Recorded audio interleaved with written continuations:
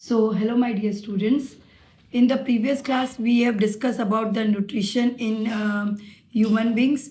So, we talked about all the steps: ingestion, digestion, then absorption, then assimilation, and then your egestion. Now, moving forward to the next part of the chapter, that is now we are going to the next life process, that is your respiration. So, today's class will talk about respiration. So, starting with today's class, so today we'll be talking about in respiration. We'll try to understand what is respiration and what are the steps involved in respiration.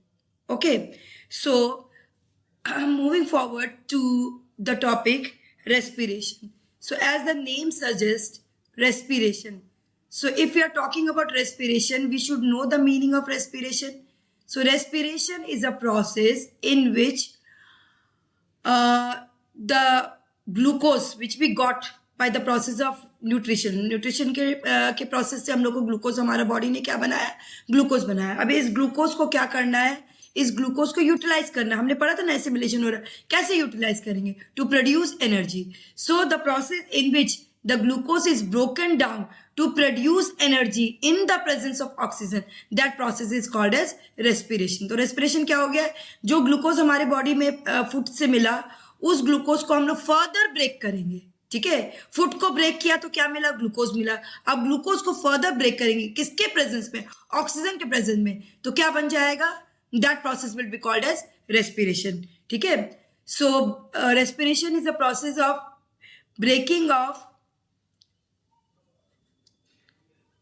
breaking of glucose in the presence of O2 oxygen के presence में हम glucose को break करेंगे to produce energy ठीक है to produce energy this process will be called as respiration clear अब respiration के लिए रेस्पिरेशन के दो पार्ट्स होते हैं there are two parts of respiration और we can say that there are two steps involve in respiration respiration में according to your grade 10th level आपको पढ़ना है कि रेस्पिरेशन के दो पार्ट होते हैं ठीक है the first part is the external respiration we will study the steps of respiration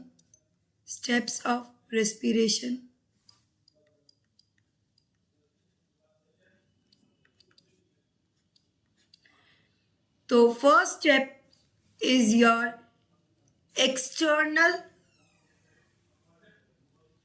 respiration which in simple term is also called as breathing ठीक है which in simple term is also called as breathing ठीक है so what is external respiration or breathing that means it is a process of simply taking in oxygen and releasing CO2 so breathing क्या है breathing is a process of it is a process to release to take in oxygen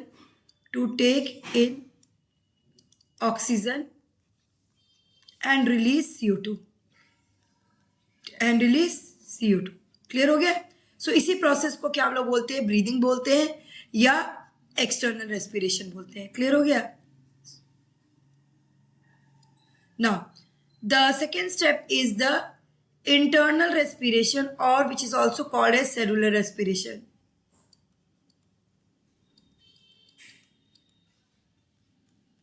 or called as cellular respiration what does this mean respiration that takes place inside the cell ठीक है this internal respiration or cellular respiration means that this respiration will be taking place in each and every cell of the body. Here, the glucose which each and every cell is having will be broken down to produce energy. In this step, what will happen? The glucose will be broken down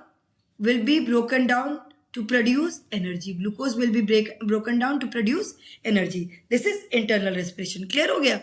तो इसको हम लोग detail में आगे जैसे chapter हम लोग when will move forward in the chapter आगे जैसे बढ़ेंगे चैप्टर में तो will talk about in detail. External respiration के बारे में हम लोग डिटेल में बात करेंगे, इंटरनल रेस्पिरेशन के बारे में भी डिटेल में भी बात करेंगे, ठीक है। अभी फिलहाल हम लोग नेक्स्ट हम लोग पढ़ेंगे कि what are the types of respiration, ठीक है। What are the types of respiration. So talking about the types of respiration, let me change the color of the pen. Types of respiration.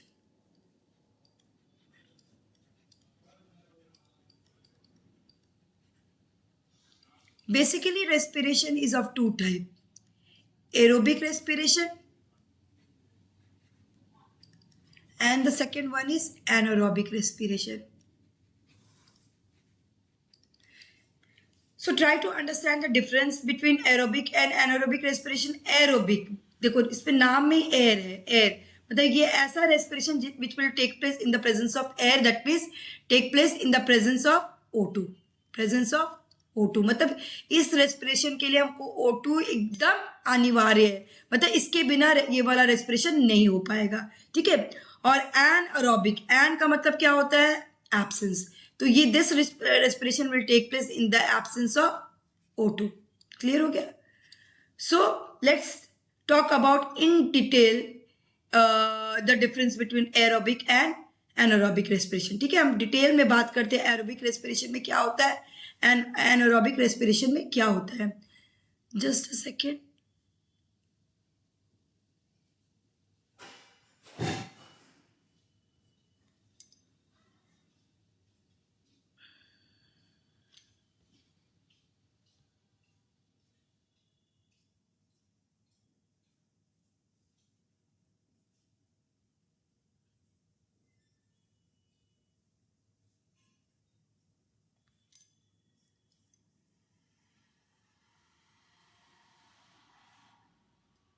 So here I am writing about aerobic respiration and here I am writing about anaerobic respiration,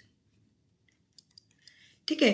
तो पहला difference तो मैंने बता दिया कि ये वाला respiration किस में होगा? Presence of O2।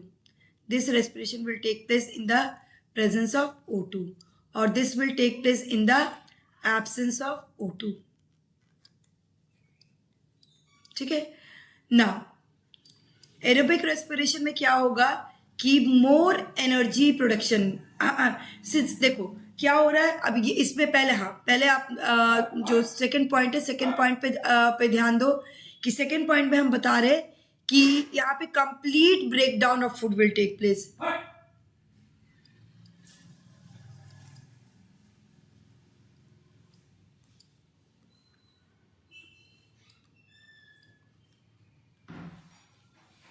यहाँ पे complete breakdown of glucose will take place, ठीक है।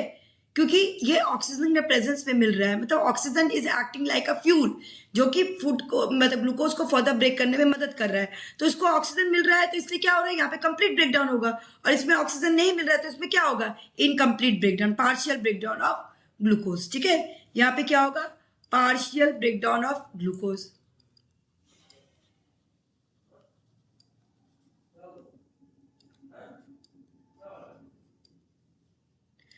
ठीक है। अब थर्ड पॉइंट हम पढ़ रहे हैं क्योंकि यहाँ पे कंप्लीट ब्रेकडाउन ऑफ ग्लूकोज हो रहा है तो ऑटोमेटिकली अगर पूरा का पूरा ग्लूकोज ब्रेक हो रहा है तो इस केस में more energy will be produce. In case of this more energy will be produce,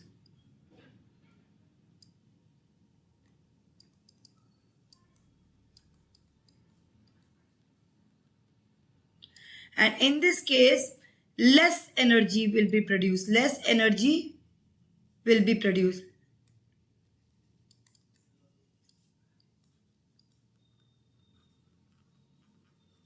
clear?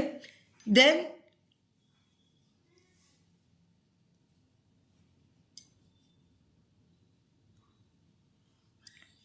in this case what happened, the end products means after the respiration the products जो भी product होगा इस case में product क्या होगा? The end products will be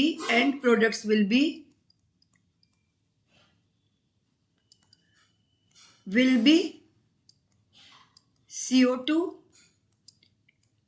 energy and water vapor, and water, ठीक है, this is the end product. In case of anaerobic respiration, अब एनारोबिक रेस्पिरेशन के भी दो टाइप्स हैं, पहले यहाँ पे समझ लो. एनारोबिक्स के भी दो टाइप है. एक है तुम्हारा जिसमें कि complete absence of O2, complete absence of O2, complete absence of O2 in case of yeast cell. किसमें हो रहा है? In case of yeast cell, ठीक है. एंड दूसरा है जिसमें lack of O2, lack of O2 मतलब यहाँ पे O2 मिल रहा है लेकिन जितना चाहिए उतना O2 नहीं मिला. इन case of muscle cells in human, muscle cells of human. Is it clear? Muscle cells of human. तो दोनों के केस में एंड प्रोडक्ट अलग होगा. इस कंप्लीट एब्सेंस ऑफ O2 में जो एंड प्रोडक्ट है that will be your alcohol. इसका जो एंड प्रोडक्ट होगा वो क्या है? अल्कोहल,